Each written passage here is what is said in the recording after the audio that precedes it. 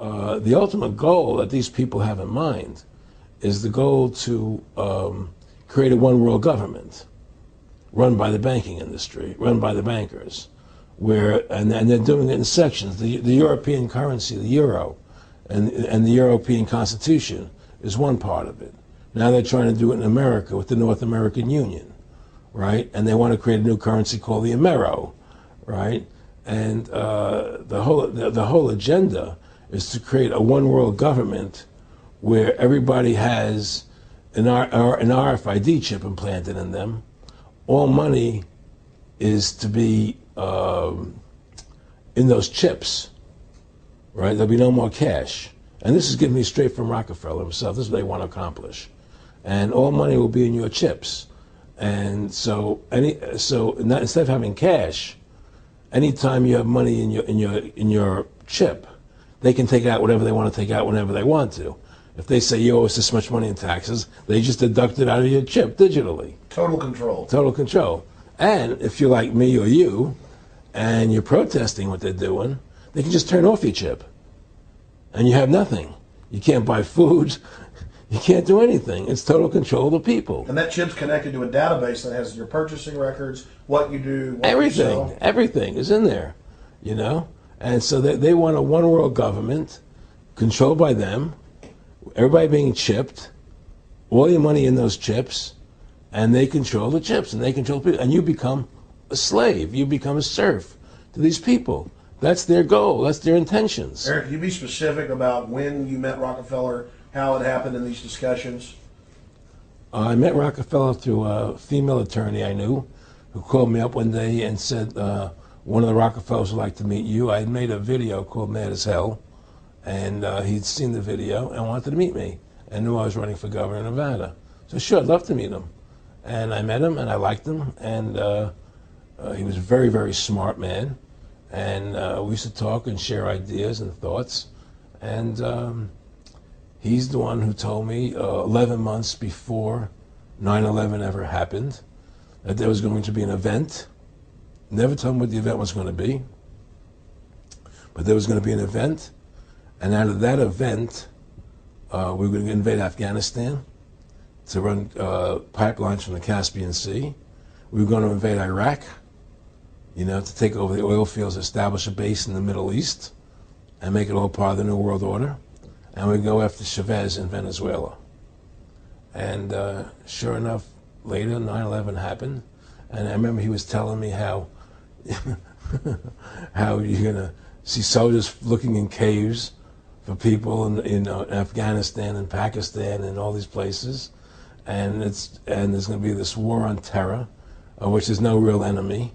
And the whole thing is a giant hoax, you know, but it's a way for the government to take over the American people. He told you it was going to be a hoax. Oh, yeah. Oh, yeah. There's no question. He says, there's going to be war on terror. And he's just laughing. There's no... Who are we fighting? I mean, why do you think 9/11 happened and then nothing's happened since then? Do you think that our security is so great here that these people who pulled off 9/11, who were able to, can't knock down another plane? Come on, it's ridiculous.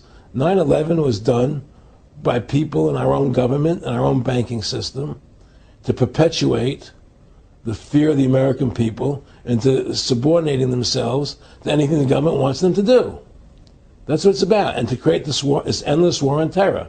And that's why and that was the first lie. And the next lie was going into Iraq, you know, to get Saddam Hussein out with his weapons of mass destruction. That was the next lie. Now, specifically, this was a little over 6 years ago? This was 11 months before 9/11. Yeah. And Nick Rockefeller, who's a lawyer, he's become your friend over the previous years, and he's saying to you that there's going to be this big event, and then out of that we're going to have a war on terror, and it's just going to go on and on. Right.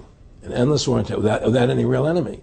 That you can never, so you can never define a winner. And did he say that it's going to be perfect because you can't define an enemy? It just goes on and on? Yeah, because you can't define a winner. There's no one to beat, so it goes on and on forever. And they can do whatever they want. They scare the hell out of the American public. Look, this whole war on terror is a fraud.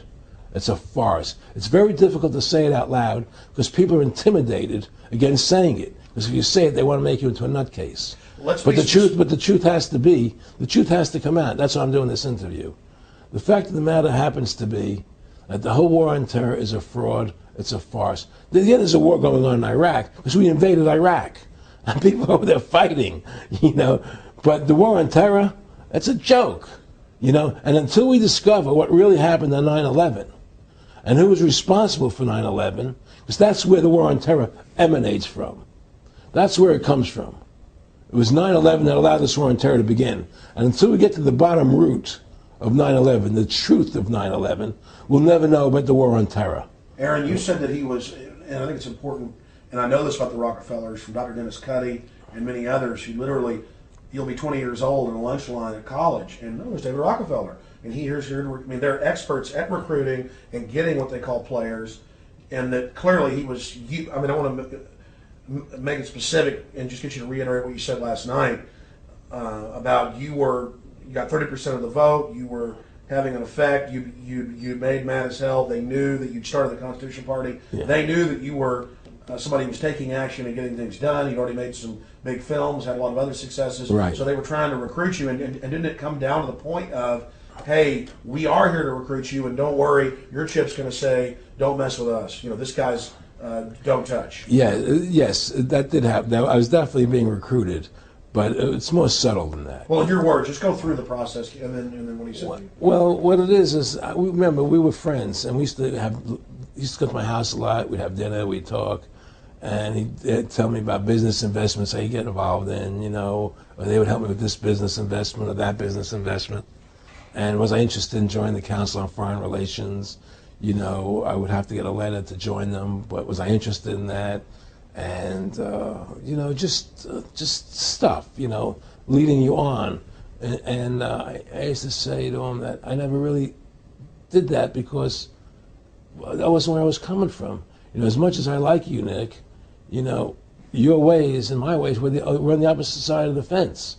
I don't believe in enslaving people, And he would come back with, "Oh, I do." Or? Well, it would be more like it's better for them. Well, it's more like how do I put it? It was like, what do you care about them? What do you care about those people?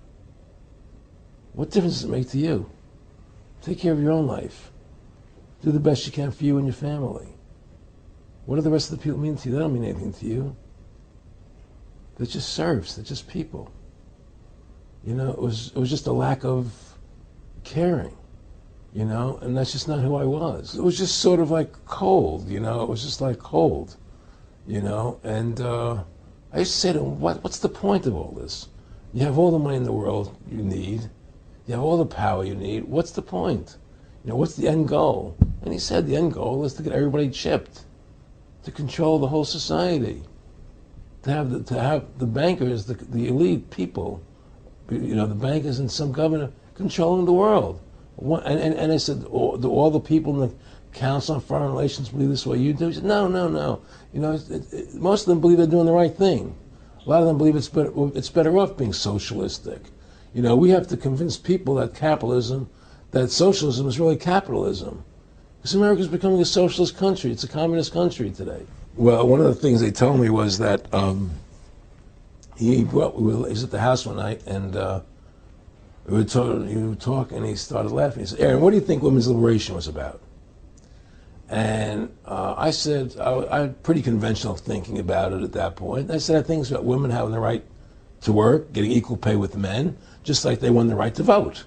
And he started to laugh. He said, "You're an idiot." And I said, "Why am I an idiot?" He said, let me tell you what that was about. We, the Rockefellers, funded that. We funded Women's Lib, and we're the ones who got all over the newspapers and television, the Rockefeller Foundation. He says, and you want to know why? He said, there were two primary reasons. And one reason was we couldn't tax half the population before Women's Lib. And the second reason was now we get the kids in school at an early age. We can indoctrinate the kids how to think. It breaks up their family. The kids start looking at the state as the family, as the school, as the officials, as their family, not as the parents teaching them. And so those are the two primary reasons for women's lib, which I thought up to that point was a noble thing. You know, when I saw their intentions behind it, where they were coming from when they created it, the thought of it, I saw the evil behind what I thought was a noble adventure.